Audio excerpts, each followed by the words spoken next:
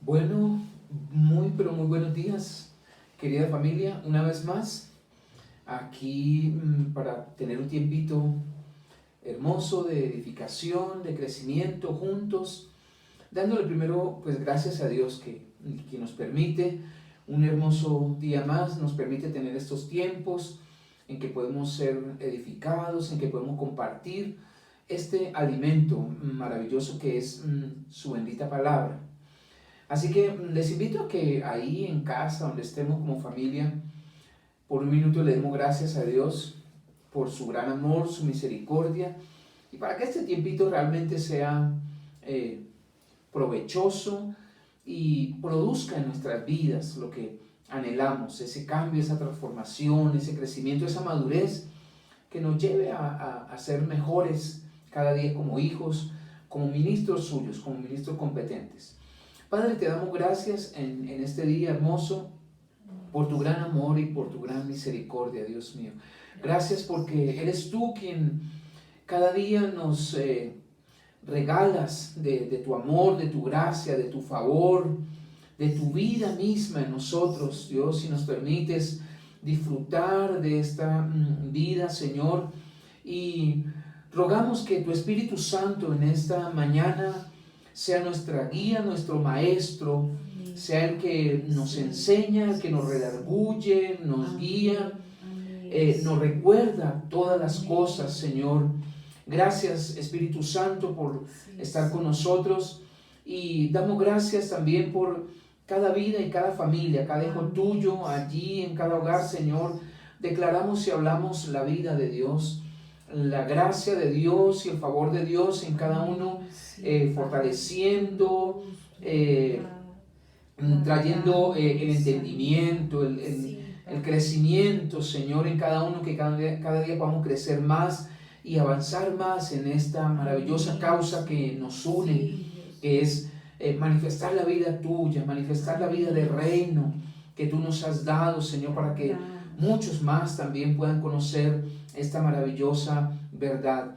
Gracias, Señor, por este tiempo, gracias por este día, gracias por esta oportunidad, Dios, de compartir este pan, este alimento que es tu palabra a nuestras vidas, a nuestro espíritu, bendito Rey.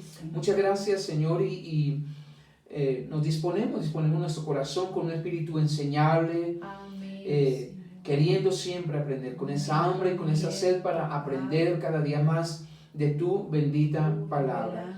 Muchas gracias, bendito Rey. A ti, Señor, te damos la gloria, a ti te damos la honra, la alabanza y la exaltación por los siglos de los siglos. Amén y amén. Bien, mis amados, hoy pues vamos a tocar un tema que es, diría yo, central, es básico para nosotros como hijos de Dios, y es acerca de el mensaje que nosotros predicamos. ¿Cuál es el mensaje que nosotros estamos viviendo, pero predicando en este tiempo? Y cuando me refiero al mensaje que predicamos, me refiero desde las diferentes plataformas, púlpitos, desde las redes, pero también a nivel personal, como hijos, pero como familia también. ¿Cuál es el mensaje que estamos predicando en este tiempo? Porque me temo mucho que hemos perdido de alguna manera ese amor por llevar la palabra, por ser esa expresión de la vida de Cristo, y hemos dejado de comunicar, hemos dejado de anunciar, hemos dejado de llevar esta bendita palabra de reino. Y aunque ciertamente aprendimos días pasados cuando hablamos acerca del reino, que más que llevar un mensaje, debemos ser ese mensaje nosotros. No puede volverse o convertirse en una excusa, como algunos. Bueno, yo no necesito hablar porque mi vida misma habla del reino. Y lo tomamos como excusa y dejamos de anunciar. Claro que sí, mi vida es un mensaje, pero también cada día estoy seguro que Dios nos presenta diferentes oportunidades para predicar esta palabra, para compartir esta palabra. El punto es, ¿qué mensaje estamos predicando? Porque por otro lado también vemos, ustedes lo saben muy bien a través de las redes hoy, pues hay la oportunidad para que la gente predica, mucha gente saca mensajes a través de las redes sociales, de los canales como YouTube, qué sé yo, y mucha gente también lo está haciendo, pero el punto es no solo que debemos hacerlo, sino qué mensaje estamos predicando. ¿Estamos llevando el mensaje correcto o cuál es el mensaje que nosotros estamos transmitiendo? Por eso es importante que reflexionemos en esta mañana y vamos a mirar algunos aspectos, algunos puntos que considero son de vital importancia en cuanto al mensaje que nosotros predicamos. Entonces vamos a empezar. ¿Estamos predicando entonces un mensaje de reino o estamos predicando sencillamente un mensaje religioso? Algo que concierne a una religión, o estamos predicando el mensaje verdaderamente del reino de Dios. Y tenemos que empezar diciendo entonces que el mensaje de Cristo, que Cristo predicó, el Cristo, me refiero al Cristo encarnado, aquel Jesús que se hizo carne, nunca estuvo basado en una religión. El mensaje original y el propósito de Cristo al predicar no era llevar una religión más llena de ritos, de normas, de tradiciones, sino predicar el mensaje del reino de Dios. Más adelante vamos a mirar unas citas como ese fue el mensaje que verdaderamente Él vino a predicar. Él tampoco vino, tenemos que decirlo, aunque lo hemos dicho tal vez muchas veces, no vino a fundar el cristianismo, ¿no?, como una religión mejor, mayor que tal vez el judaísmo, que el islamismo, el budismo, qué sé yo, o cualquier otro tipo de religión. No, Él vino a traer el mensaje del reino de Dios. Pues lo que nosotros sabemos también muy bien, que lo que el hombre había perdido y lo que la tierra necesitaba no era una religión, sino un reino. Fue lo que el hombre perdió allí cuando desobedeció allí en Edén. Así que el mensaje de Cristo, repito, no estuvo basado en prácticas religiosas, ritos, sino en principios claros, reales y fundamentales del reino de Dios. Por eso Él lo afirmó. Vamos a mirar algunas citas. Espero que tengan su Biblia ahí a la mano. Y vamos a mirar primeramente en Lucas capítulo 19 y versículo 10. ¿Qué es lo que Él mismo expresa allí en esta palabra? Él nos habla del propósito, ¿no?, que Él había venido y qué fue lo que realmente el hombre perdió. Lucas 19:10 dice: porque el Hijo del Hombre vino a buscar y a salvar lo que se había perdido. Notemos lo que dice. Dice que vino a buscar y a salvar lo que se había perdido. No dice que vino a buscar y a salvar a los que se habían perdido.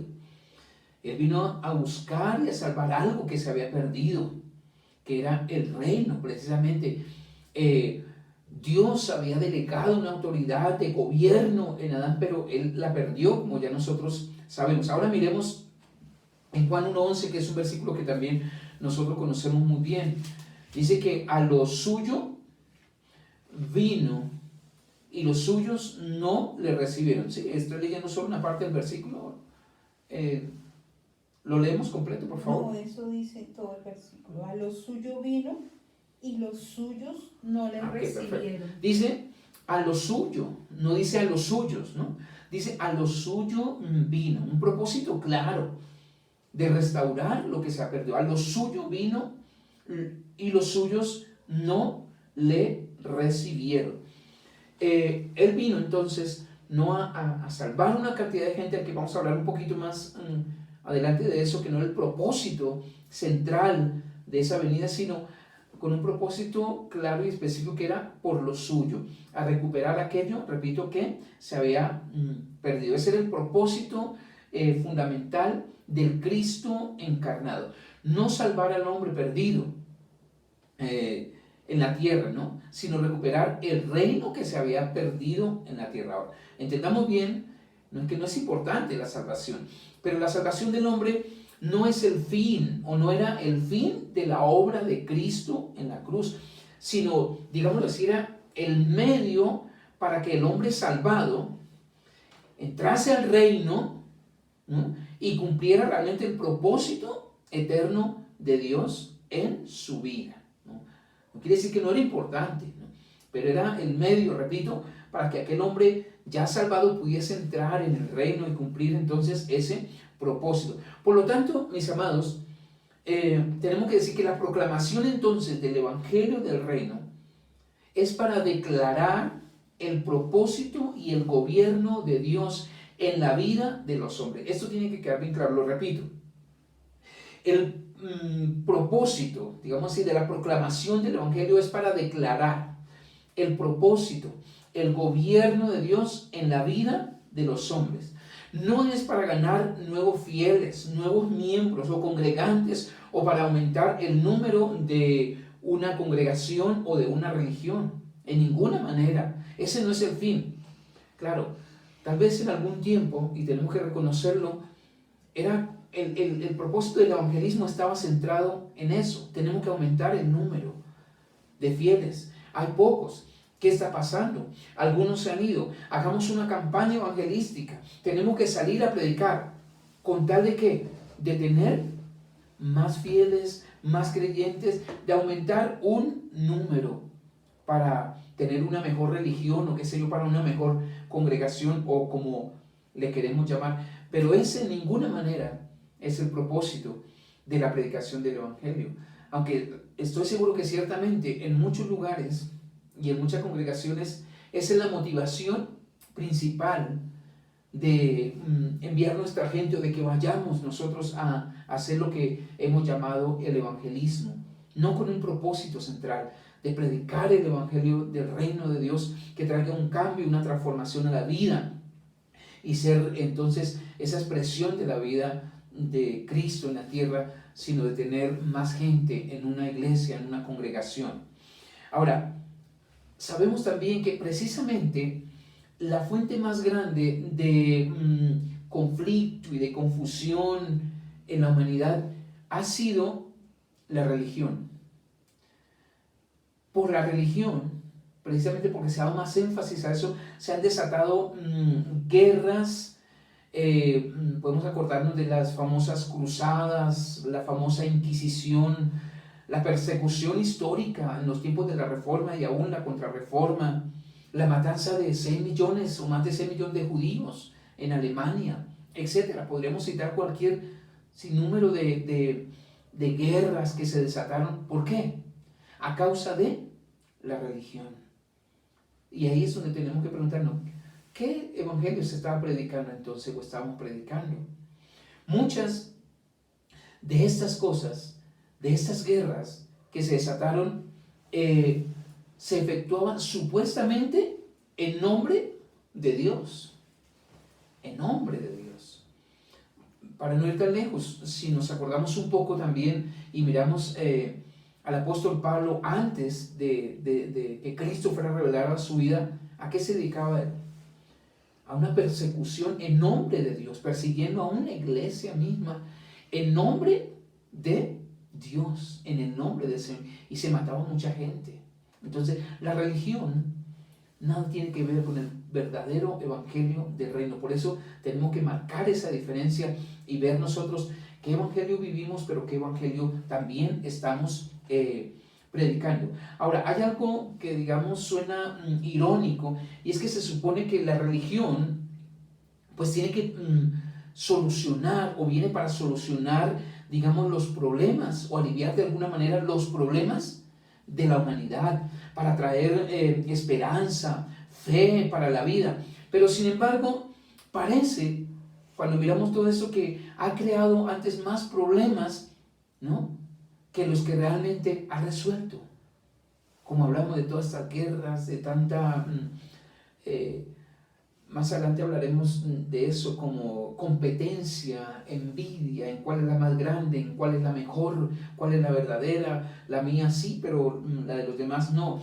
Entonces, todos estos factores pues se hacen evidentes, ¿no? Cuando predicamos el evangelio y comparamos, mejor cuando como hacemos como ese contraste, vemos que nada tiene que ver entonces el predicar una religión, a predicar el verdadero evangelio del reino. Es una diferencia grandísima. Cuando nosotros predicamos el evangelio del reino, tiene que producir realmente un cambio, una transformación, pero cuando se predica una religión, desafortunadamente no hay ese cambio, ¿no? Se crea un fanatismo, a veces se crea una competencia, y en fin, vamos a hablar de algunos aspectos específicos más adelante. Entonces, repito, el mensaje que Cristo vino a compartir es un mensaje que tiene el poder, tiene la facultad para generar cambios, como decimos ahora, transformación en la vida de las personas. Cristo no vino a traer un mensaje infructuoso, basado en normas, en ritos, en prácticas religiosas, de ninguna manera. No, Él vino a predicar, a traer el evangelio del reino de Dios. Y está representado en ese evangelio en poder, en una calidad de vida abundante. Porque eso fue lo que Él dijo. Yo vine a traer vida para que tengan vida y vida en abundancia. No basado en cosas externas, no basado en obras, no basado en ritos ni normativas solamente o normas solamente que establecemos en ninguna manera. Entonces, sabemos que en los tiempos de Cristo, del Cristo encarnado que estamos hablando, había muchas religiones, grupos que aparentemente proclamaban, algunos enseñaban la ley de Moisés, otros solo enseñaban costumbres y prácticas religiosas. Y había algunos grupos muy populares, nosotros sabemos cuando leemos los evangelios, pero eran grupos religiosos, más bien políticos religiosos, porque está muy mezclado con la política. Y si nos acordamos, cuando leemos los evangelios, habla de los herodianos, de los celotes, de los esenios, de los saduceos, y los que conocemos mucho, que Jesús se refirió mucho a ellos, los fariseos, ¿no?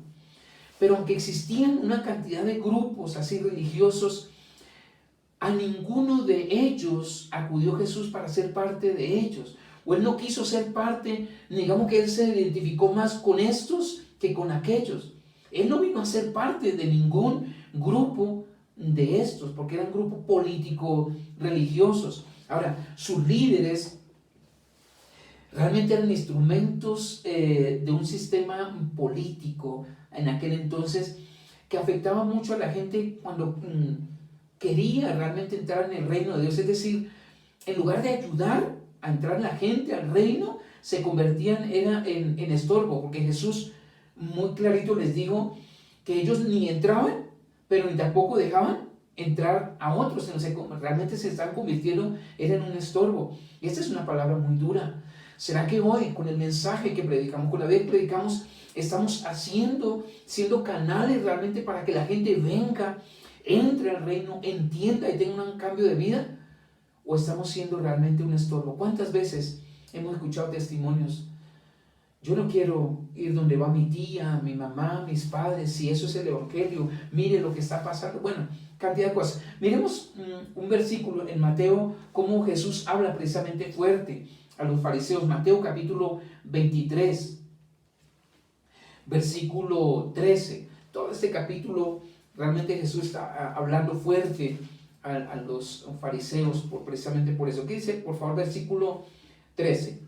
Mas hay de vosotros, escribas y fariseos hipócritas, porque cerráis el reino de los cielos delante de los hombres, pues ni entráis vosotros ni dejáis entrar a los que están entrando. Palabra fuerte. Cerráis, imagínense, en lugar de la predicación se supone es una puerta abierta, o permitir una puerta para que la gente venga, estaban cerrando, estaban impidiendo. Aquí tengo en la nueva versión internacional, dice: hay de ustedes maestros de la ley y fariseos hipócritas, les cierran a los demás el reino de los cielos y ni entran ustedes y ni dejan entrar a lo que realmente intentan hacerlo. Es una palabra muy fuerte y quizá cuando leemos estos versículos criticamos a los fariseos, a los escribas y fariseos, pero creo que esto tiene que llevarnos a una reflexión. Mi vida, mi testimonio, mi mensaje, mi predicación está ayudando realmente a que la gente venga, conozca de Cristo, pueda entrar al reino, ser un instrumento para ayudar, o con mi testimonio y mi mensaje estoy siendo realmente un estorbo. De verdad que vale la pena. Por eso es un tema que creo que es bien importante que lo revisemos, y porque no es solo, repito, como decíamos al principio, sí, yo predico y pongo mensajes en las redes y pongo versículos y hablo. No es tanto eso. El mensaje de los cielos es mucho más que eso. Es algo profundo que se transmite con palabras y con mi propia vida, y que tiene que ser un instrumento, una forma en la que ayudamos, colaboramos con Dios en ese propósito realmente que Él tiene. No sé, iba a decir algo, pastor. Ok, sé que querés decir algo en esta parte. Bien, ¿qué es lo que tenemos que hacer entonces nosotros? Retornar, digamos así, al mensaje central, que se ha desviado mucho, ¿no? Que precisamente hablando de religiones, de sectas, como se llame, cada uno como que ha tomado su propio mensaje, ¿no? Y ha personalizado, pero el evangelio es uno solo. El mensaje es uno solo, y es el evangelio del reino. Por eso tenemos que regresar al mensaje central de Jesús, el reino de Dios. Entonces, el reino de Dios, el evangelio, es decir, el mismo evangelio, el reino es el evangelio mismo, es, digamos, un tema crucial, central de las Escrituras. Desafortunadamente, con sorpresa vemos que muchos maestros, muchos estudiantes hoy en día de la palabra, pues lo han tenido como en poco, o han tenido un poco el conocimiento sobre el reino. En algunos casos se ha tomado más como una moda, otros lo critican, que, bueno, están predicando unas cosas raras por allá del reino, cuando es el mensaje central de la Escritura, es el tema principal, o el único tema en realidad que tiene la Escritura. Entonces, tal vez algunos saben mucho de la Biblia, tienen mucho conocimiento, muchos pasajes y versículos aprendidos de memoria, pero no tienen un conocimiento real del reino de Dios, que es el tema central de las Escrituras. Y nos especializamos en muchas ramas, quizás la teología, pero ¿cuántos especialistas hay realmente en conocer el verdadero propósito, diseño de Dios? ¿Cuál es el mensaje y el tema central de la Escritura? Así que sin lugar a dudas, sin lugar a ninguna duda, el reino de Dios es el tema principal y central de la Escritura. Obviamente Jesucristo es la persona principal del libro, ¿no? De Génesis a Apocalipsis se habla de Cristo. Todo apunta al Señor Jesucristo. Pero el tema es el reino de los cielos, o el reino de Dios. ¿Por qué? Porque aunque Jesucristo es el personaje central desde el principio, no podemos hablar solo de la persona de Cristo como tal, sino Cristo y su gobierno, que ese es el reino, ¿no? Cristo como el rey, Cristo como el que gobierna nuestras vidas. Por eso Él es el tema central, ese es el tema central. No podemos decir que Cristo no, en últimas, es el reino de los cielos de Cristo mismo, pero lo que quiero decir es que no podemos enfocarnos solo en estudiar a través de la Escritura en la persona de Cristo como tal. Pero porque cuando nosotros miramos a Cristo, vemos a Cristo manifestado como Rey, como Señor de todo, como el que gobierna nuestras vidas, como el que es la cabeza de la iglesia y nosotros su cuerpo. Entonces, por eso hablamos del reino de Dios como el tema central de la Escritura. Cristo es el Rey, Cristo es el que gobierna, es el tema central, Cristo su reinado, su gobierno extendido sobre la tierra, que ese fue el propósito desde la eternidad que Dios tenía. Por eso decimos que Cristo vino a lo suyo, a recuperar y a salvar lo que se había perdido. Muchos cristianos o mucha gente hoy quizás se siente a escuchar sermones religiosos, que es lo que escuchamos, como digo, por todo lado donde tú vas, radio, televisión, redes, pero si no se tiene la idea del mensaje central de la Escritura, Entonces algunos ven la Biblia todavía como un libro confuso, como un libro religioso, otros lo ven como un libro de promesas, otros lo tienen como su amuleto de buena suerte, porque no pueden entender, no han entendido todavía cuál es el mensaje central que nos transmite. Bueno, muchos tal vez por negligencia, que no quieren indagar, profundizar en la Escritura, otros tal vez son indiferentes. A mí no me importa, yo hoy solo recibo un mensaje, a mí no me importa entender ni profundizar cuál es el tema principal de la Biblia. Otros por ignorancia, otros quizá por resistencia, se resisten a hacerlo, quizá porque no lo entienden, entonces lo rechazan, ¿no? Entonces muchos no han encontrado, oye, cuál es el tema central de la Escritura, que es el reino de Dios. Entonces los que no son instruidos realmente en el reino de Dios, pues nunca comprenderán verdaderamente las enseñanzas de Cristo y las enseñanzas que tenemos del apóstol Pablo en todas sus epístolas, ¿no? Muchas de las enseñanzas de Jesús, nosotros sabemos cuando leemos los evangelios que aún fueron como escondidas, un poco que él predicó en parábolas porque él quería que realmente o la comprendieran ese mensaje solo aquellos que realmente estaban interesados en seguirle, ¿no? Que tenían un verdadero interés. Entonces por eso muchos mensajes se han escondido bajo alguna parábola. Pero si nosotros no tenemos el interés, el deseo profundo de estudiar, de aprender y de entender de lo que se trata esto, pues pasaremos siempre por encima y no las entendemos. Por eso hay mucha confusión también en cuanto a la interpretación de la Escritura. Muchos andan confundidos, otros distraídos acerca de la realidad del reino, como dicen los jóvenes ahora. A mí me resbala. Yo solo con tal de ir a la iglesia, recibir un mensaje y sentirme bien, con eso es suficiente.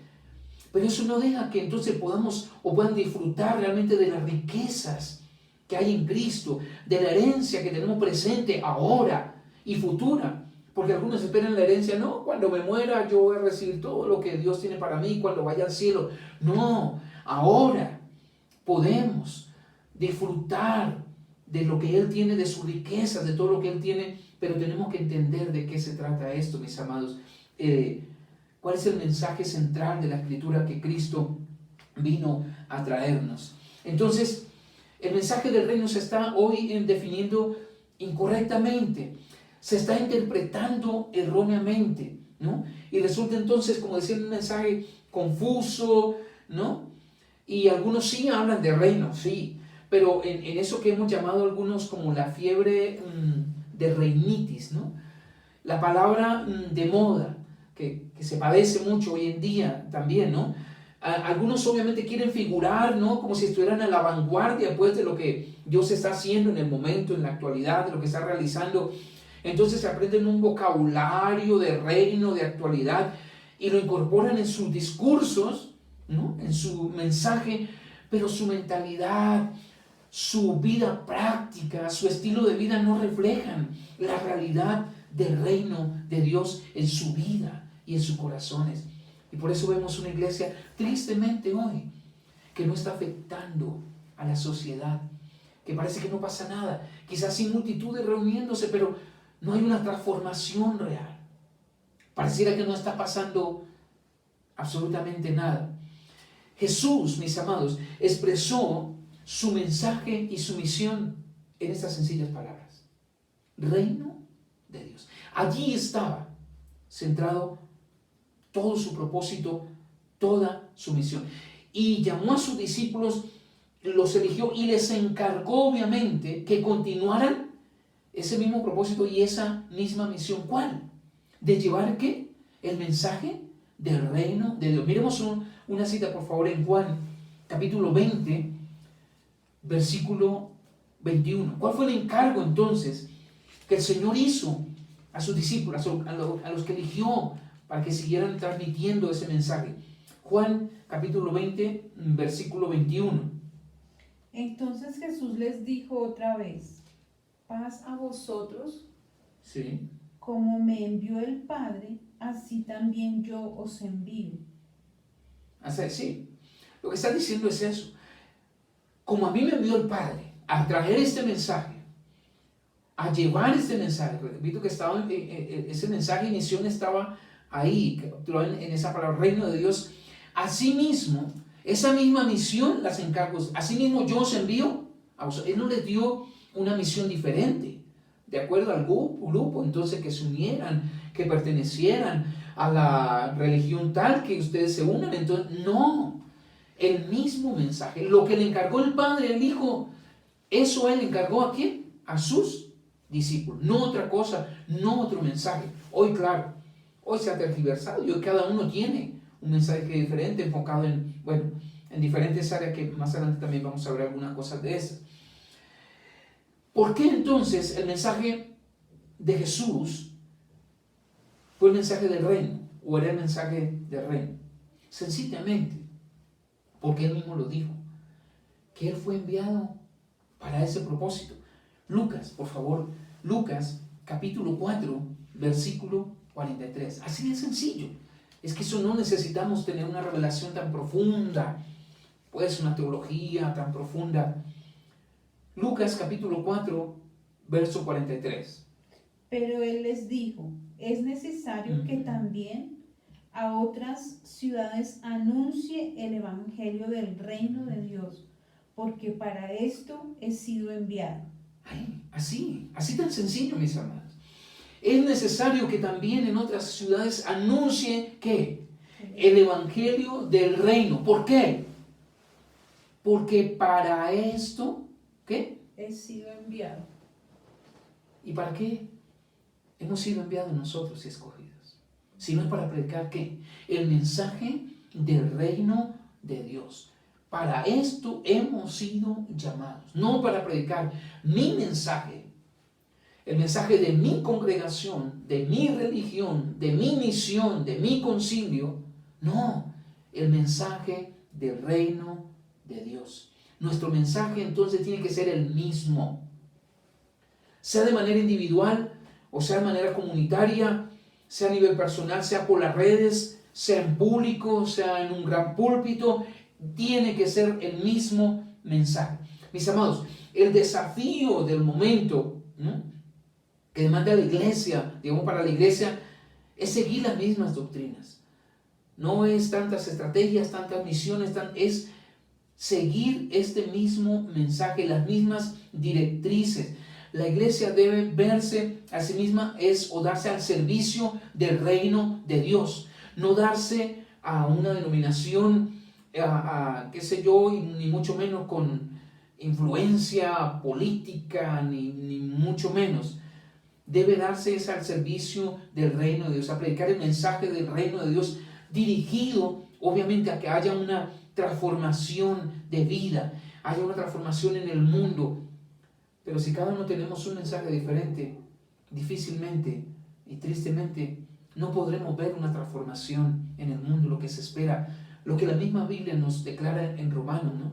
La tierra misma gime y la tierra misma espera la manifestación gloriosa de los hijos de Dios, que algo realmente pase.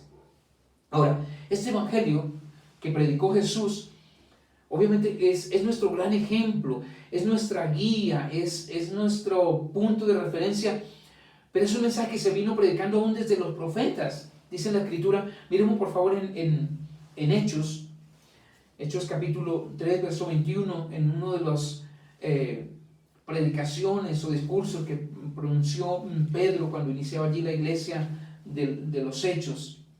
¿Qué nos dice? Hechos 3, 21. A quien de cierto es necesario que el cielo reciba hasta los tiempos de la resurrección de todas las cosas, de que habló Dios por boca de sus santos profetas que han sido desde tiempos antiguos. Ok, desde ahí. Sencillamente para tener la referencia, que este mensaje del reino, de la transformación de todas las cosas, se habló desde los profetas, desde los tiempos antiguos se venía profetizando de aquel evangelio del reino, de ese tiempo de transformación donde todo sería transformado, ¿no?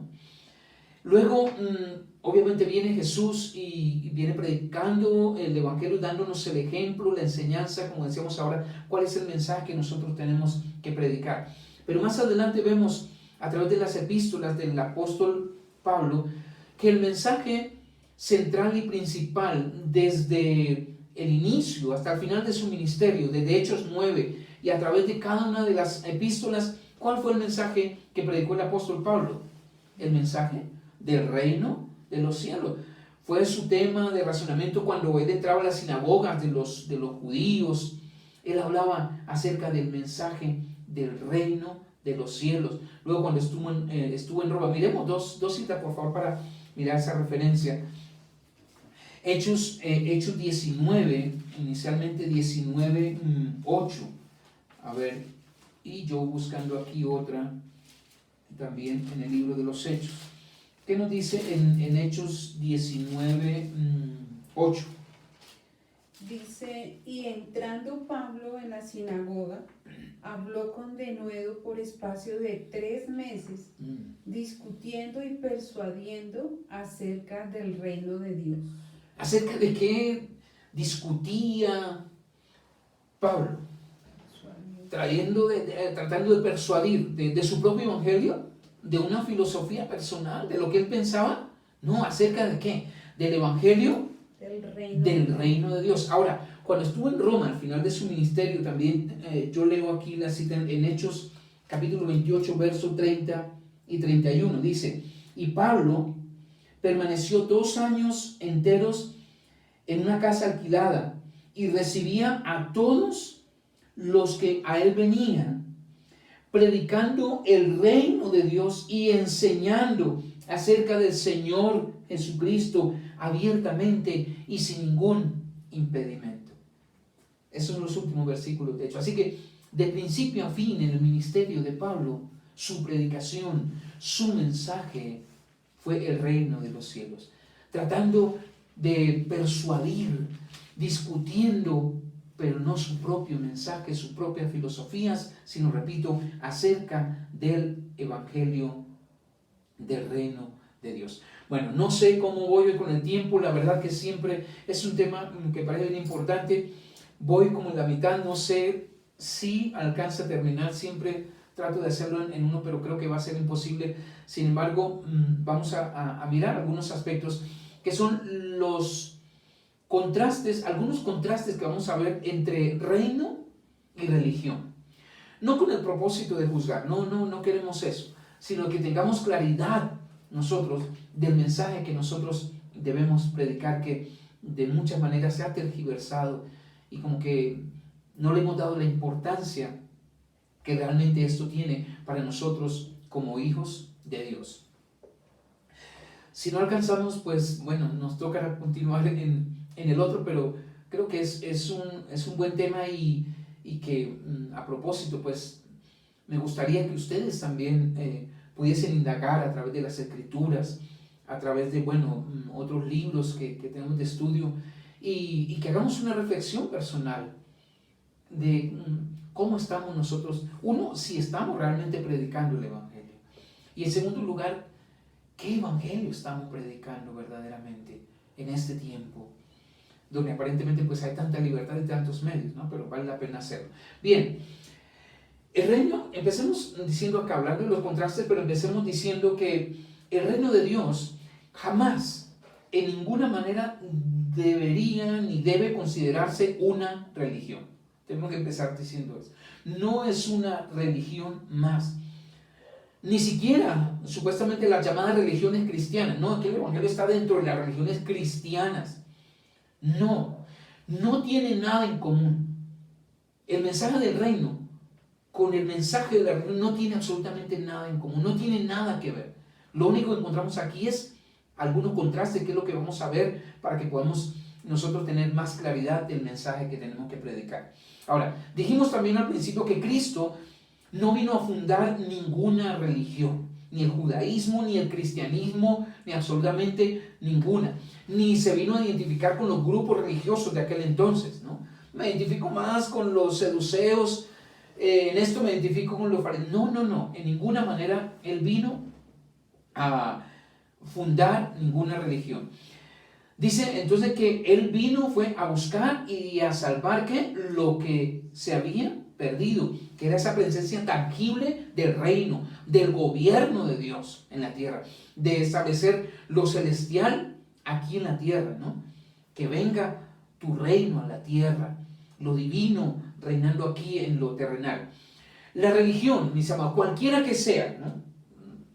Del nombre que sea y de su forma y de su creencia que sea, no es más que el producto, mis amados, de la necesidad humana, escúcheme bien, de encontrar una manera, digamos, de conectarse con lo trascendente y, digamos, de alguna manera también suplir esa necesidad, ¿no?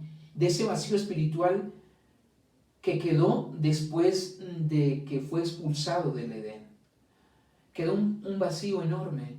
Recuerden, desde que Adán desobedeció, ¿qué fue lo primero que trató de hacer? Buscar sus propias vestiduras, cubrirse él mismo. Desde allí quedó un vacío tremendo y él ha buscado todas las formas posibles de llenar esos vacíos. ¿Pero cómo? En su fuerza, a su manera. Y por eso hoy encontramos miles de religiones, de formas que la gente busca, inventa para tratar de llenar ese vacío y de acercarse a Dios. Entonces, desde ese momento, el hombre inherentemente, digámoslo así, se inclina a lo religioso, por su fe, sus ritos, sus costumbres, es decir, formas, normas, tradiciones, y busca diferentes formas entonces de acercarse a Dios. Y hay obviamente muchas, digámoslo así, cosas en todas las religiones, muchas cosas en común, que son común, digámoslo, en la mayoría de las religiones, ¿no? Y estas mismas cosas, estas mismas particularidades son las que hacen que sean diferentes al mensaje del reino de Dios del que estamos hablando, lo que nos enseñó Jesús, lo que nos vino a traer. Pero lo más tremendo es que de alguna manera nosotros tenemos que aceptar que tenemos de alguna manera, repito, más identificación con algunas de esas prácticas religiosas y características de alguna religión que con la vida de reino que Cristo demanda que practiquemos. Si vamos a la realidad, no, yo no tengo nada que ver con eso, pero cuando nosotros miramos todavía como que nos acercamos más y qué tremendo, nos identificamos más con cierto grupo religioso, con cierta denominación, yo soy de esta parte y otros son de otra y todavía, y lo más triste, ¿no? Que esto genera una división, genera barrera entre los hijos de Dios, en lugar de estar unidos como iglesia, genera una cantidad de barreras, grupos diferentes, y cada uno de ellos cree que tiene la verdad, ¿sí o no? En el grupo que yo estoy, ese es el de la verdad, los otros no. Y bueno, es muy triste eso. Así que vamos a ver algunos aspectos, vamos a ver hasta dónde alcanzamos. Algunos de esos aspectos de contraste que son marcados, que son comunes en la mayoría de religiones, pero que no de ninguna manera están en el reino de Dios, porque el reino, repito, no es religión, no es una moda, no es una doctrina, no, es el mensaje central de Cristo, de la Escritura. Entonces, el primer punto son los lugares religiosos.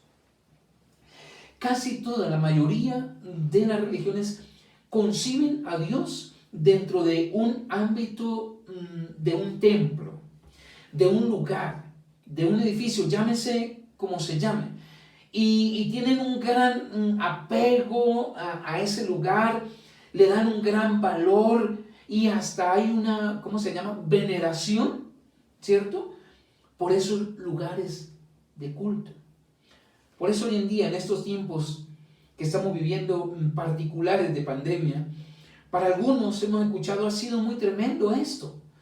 Y su única oración y su único anhelo es que esto termine para volver a su lugar. Anhelan de alguna manera y tienen un apego y un valor. ¿Cuándo podremos estar otra vez en mi iglesia?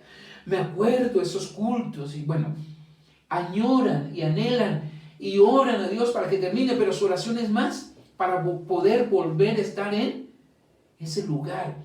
Porque, repito, se concibe a Dios más todavía dentro de un ámbito de 4 paredes, de un edificio y de un templo.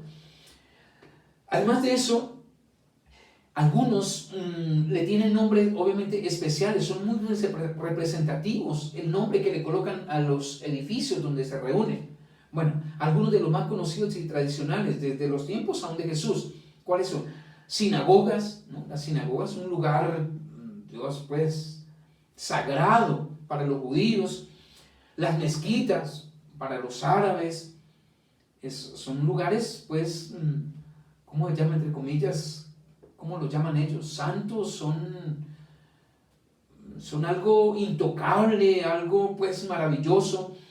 Otros le llaman templos, otros catedrales, en fin, no sé qué más nombres podemos tener, iglesia, templo, casa de Dios, dicen algunos. Y de alguna manera u otra le dan más tiempo, más dinero, más amor a sus edificios construidos de ladrillos muertos, de lo que le dan a Dios. Eso es muy triste y pareciera, no sé si para algunos suena, oh, ¿cómo se le ocurre? Pero eso es verdad. ¿Cuánto dinero invertido en las tremendas catedrales que hacen hoy? ¿Cuánto dinero cuando se motiva, vamos a construir el mejor templo y con lo mejor se invierte una cantidad de dinero, tiempo y amor? Es verdad que algunos dan más amor, empeño, servicio de lo que realmente se le da a Dios y a los mismos creyentes, ¿no? Que somos o que son piedras vivas, que conformamos la verdadera casa de Dios donde Él verdaderamente habita. Entonces es increíble que se le da más importancia, más tiempo, más amor a un edificio construido como dice, con ladrillos muertos, pero a las piedras vivas a veces no se le da ese mismo valor, amor, servicio, entrega unos a otros. Entonces realmente es triste eso. Y cada religión anda, digamos, compitiendo, hay una competencia, ¿no? Los unos con los otros en construir los mejores templos o los mejores edificios, los más grandes, los más bonitos, con los mejores materiales, los más lujosos, ¿no? Y quiere que las demás personas obviamente muestren como su interés a sus edificios. Y entonces cuando se encuentra con el pastor o con alguno de los miembros de allí, lo primero que quiere mostrarle, ¿qué es? Su edificio. ¿Conoce el nuevo templo? ¿Has visto cómo quedó? ¿Has visto la majestuosidad del templo que se construyó? Gloria al Señor. Es el más grande de la ciudad, es el más bonito, tiene el mejor grupo, en fin. Bueno, dijimos, no se trata de criticar, se trata de que realmente reflexionemos. ¿Qué es lo más importante hoy? ¿De qué se trata esto? Miremos una cita, por favor, aquí, rápidamente. Creo que vamos a llegar hasta este punto, pero vamos a mirar aquí una cita. Lucas, por favor, capítulo 21. Lucas, Evangelio de Lucas, capítulo 21. ¿Cómo le da tanta importancia a esto? Y algunos hasta se enojan, ¿no? Cuando alguien habla en contra de su edificio y, bueno, de todo el dinero que se ha gastado, ¿no? Se ha invertido en ese templo. Lo tienen, por favor, Lucas 21, versos 5 y 6. Leemos 5 y 6. Y a unos que hablaban de que el templo estaba adornado de hermosas piedras y ofrendas votivas, dijo: en cuanto a estas cosas que veis, días vendrán en que no quedará piedra sobre piedra que no sea destruida. No quedará en cuanto a todos estos templos, con piedras preciosas, de bote, bueno, de todo esto que habían construido, habían dedicado tanto tiempo y tanto esmero y con lo mejor material. ¿Qué dice el Señor? Que no iba a quedar, ¿qué? Piedra sobre piedra. Iban a ser destruidos. Bueno, más adelante vamos a ver cómo esto de alguna manera le causó tantos problemas al Señor, problemas entre comillas, ¿no? Entonces, aunque existieron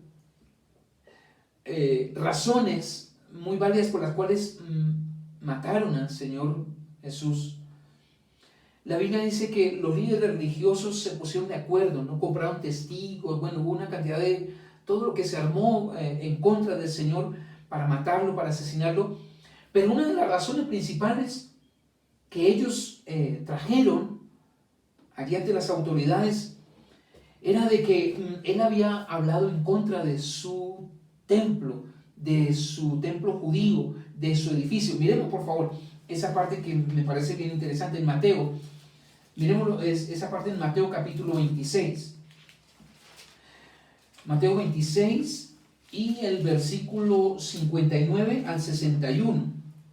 59 al... Espérame, si es... ¿Ahí? Sí. Leamos, por favor. Y los principales sacerdotes y los ancianos y todo el concilio buscaban falso testimonio contra Jesús para entregarle a la muerte, y no lo hallaron, aunque muchos testigos falsos se presentaban. Pero al fin vinieron 2 testigos falsos que dijeron: este dijo, puedo derribar el templo de Dios en 3 días, y en 3 días reedificar. Ok, hasta ahí. ¿Cuál fue la acusación que presentaron allí con testigos falsos contra Jesús? Se atrevió a decir, en alguna ocasión se atrevió a decir que él podía derribar el templo de Dios. Entonces para los judíos fue algo tremendo, lo llevaron como una causa de muerte.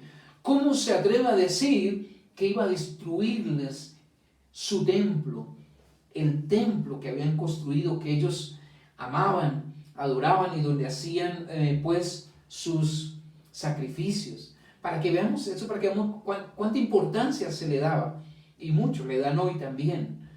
¿Qué tal si nosotros dijéramos en este tiempo que vamos a destruir tal catedral? Wow, eso sería terrible, ¿no? Eso pasó allí en los tiempos de Jesús. Ahora, el templo no es que era malo en sí mismo, ¿no? Ni es que un edificio sea malo en sí mismo. Pero Jesús lo que estaba en contra de esa adoración que la gente tenía, idolatría, más por un edificio, por unas paredes, una construcción fría, ladrillos muertos, ¿no? Ese nivel de amor que mostraban hacia esos templos debería darse de alguna manera, era a Dios, era a su pueblo, no a una estructura. Qué triste. Como decíamos antes, dar mi vida, mis recursos, mi tiempo, mi amor más a un edificio que realmente a Dios mismo, a su causa. Entonces, nosotros sabemos que por la obra de Cristo, por la obra de la cruz, y en esa obra de la cruz Dios terminó con el sistema religioso del antiguo pacto, ¿no? Donde se establecía un lugar donde la gente debería ir a buscar la presencia de Dios, tabernáculo, templo, llámese como se llame, y a través de un sacerdote y por medio de sacrificios. Allí en la obra de la cruz se dio fin a ese sistema, repito, religioso que existía en el primer pacto, en el antiguo pacto. Ahora todos, y esto es algo maravilloso por lo que tenemos que darle gracias a Dios, por medio de la obra de la cruz, de la persona de Cristo, tenemos todos acceso, libre acceso directo a la presencia de Dios. No necesitamos intermediarios, sacerdotes, ni mucho menos sacrificio, porque Él fue el único sacrificio verdadero, acepto por Dios. Así que esa es una de las maravillosas gracias del nuevo pacto, ¿no? Y es que ahora nosotros no vamos a un templo, a un edificio a buscar la presencia de Dios. No, somos el templo santo de Dios, donde la presencia de Dios habita y habita para siempre. Gloria a mi Señor, aleluya. Esto es algo maravilloso. Entonces Tenemos que valorar esto. No necesitamos ir a lugares, no lo buscamos en un lugar, no habita en lugares hechos por mano de hombre. Jesús de alguna manera había dicho esto cuando habló ¿se acuerdan cuando habló con la mujer samaritana? ¿Y a dónde iremos a adorar? Jesús le dijo, ni aquí en este lugar, ni en este monte, ni en un lugar, no es tan importante ahora el lugar, sino hacerlo, adorar, perdón, sino hacerlo, ¿qué? En el espíritu correcto, sino que me adoraréis, dijo el ¿qué? En espíritu y en verdad. No es el lugar, es con el espíritu correcto que verdaderamente debemos adorar a Dios. Así que los miembros del reino de Dios, los hijos de Dios, no necesitan ir a una iglesia para buscar a Dios. Ellos son la iglesia, nosotros somos la iglesia donde habita su presencia. Esto es maravilloso, mis amados, para aquellos que de alguna manera están angustiados en este tiempo, repito, por las circunstancias mundiales que estamos pasando. ¿Cuándo volveremos a la iglesia? ¿Cuándo volveremos? Mi amado, no te afanes, no necesitas ir a un lugar. La presencia de Dios está en ti. Allí Dios quiere manifestar su vida y quiere que nosotros seamos instrumentos de Él para llevar este evangelio del reino. ¿Por qué te afanas a ir a un lugar? Yo creo por eso firmemente que en todo esto que se habla de lo terrible que ha sido, creo que Dios aún tiene un propósito grande y maravilloso, que entendamos que no es el lugar. Tal vez mañana podremos ir y repito, bueno, más adelante vamos a hablar de eso. No es que no estemos de acuerdo con que haya un lugar donde podamos ser edificados, reunirnos, tener comunión, ser edificados y ser enviados. Claro que eso es importante, pero no es lo que Dios quiere, no es lo que Dios anhela, que nos apeguemos más a un lugar y nuestra servicio a Dios esté basado en un auditorio, ¿no? Sí. Y nuestra comunión, ¿no? Esté basado en un lugar y creamos que es en ese lugar donde solo podemos tener comunión con el Padre. Y quizás uno a veces dice, no, yo nunca vivo eso, pero de alguna manera, claro que sí. Cuando vamos y nos reunimos en un lugar, nos sentimos más espirituales o sentimos que tenemos una comunión más cercana con Dios por un lugar. Y como tú decías, a veces terminamos más adorando un lugar que adorando al Dios, que es el Señor de todo, ¿no? Y de ese lugar, ¿no? Son las ladrillos muertos. Entonces, es importante entender que hoy en estos tiempos, como Dios, grandes iglesias con miles de personas que se congregaban en un lugar, y hoy todo eso está cerrado. O sea, es demasiado confrontante este tiempo que estamos viviendo. Como hijos de Dios, a donde tenemos enfocada nuestra comunión, nuestra relación, nuestro crecimiento en Él. Porque me reúno en un lugar o como persona, a nivel personal, con ese Padre, de esa comunión con Él. Y volviendo a reiterar, no que no sea importante congregarnos, pero es cómo enfocamos ese congregarnos, cómo enfocamos ese lugar a donde nos reunimos, ¿no? Y volvemos a decir, hoy Dios está rompiendo todo paradigma, hoy Dios está rompiendo todo rito religioso, toda religión, y muchos se sienten perdidos. ¿Ahora qué? Ahora que no nos reunimos, no me siento tan espiritual, ya me siento desanimado, no es lo mismo. Y como debe ser lo mismo, porque mi comunión es con el Padre, en cuatro paredes, donde siempre me reunía en mi casa, es ese Dios mismo en el que puedo tener y disfrutar, ¿no?, de esa comunión. Las oportunidades, como decíamos y hemos dicho siempre, de la comunión como cuerpo, Dios nos las está permitiendo de otra manera a nivel de estos medios visuales y de internet, pero Dios nos los está permitiendo, y es saber cómo aprovecharlos y cómo estar enfocados, ¿no? Claro que sí, y aunque decimos que hoy no, hablando en el ámbito cristiano, que no nos movemos por ritos, por normas, pero algunos ha sido muy duro porque sí, hay alguna todavía, nuestros cultos se han vuelto unos rituales y hay ciertos ritos que todavía se practican cada primer domingo del mes, qué sé yo. Para algunos ha sido complicado y es más, algunos lo hacen por internet, lo hemos visto, ¿no? Entonces para algunos ha sido terrible y ha sido una tragedia esto, y anhelan y hay una tristeza en su corazón, pero yo te digo, mi amado, alégrate más bien en tu corazón, que la presencia de Dios vive en ti, está en ti, no está en un lugar. Precisamente hay una cita que creo que estamos terminando ya este punto ahora sí, vale la pena resaltar porque Esteban, que fue el primer mártir, digámoslo así, el primero que por morir pues por la fe cristiana, minutos antes de morir lo dijo. Vamos a mirar en Hechos, ¿no? Dijo una frase que es bien importante en Hechos 7:48. Hechos 7:48.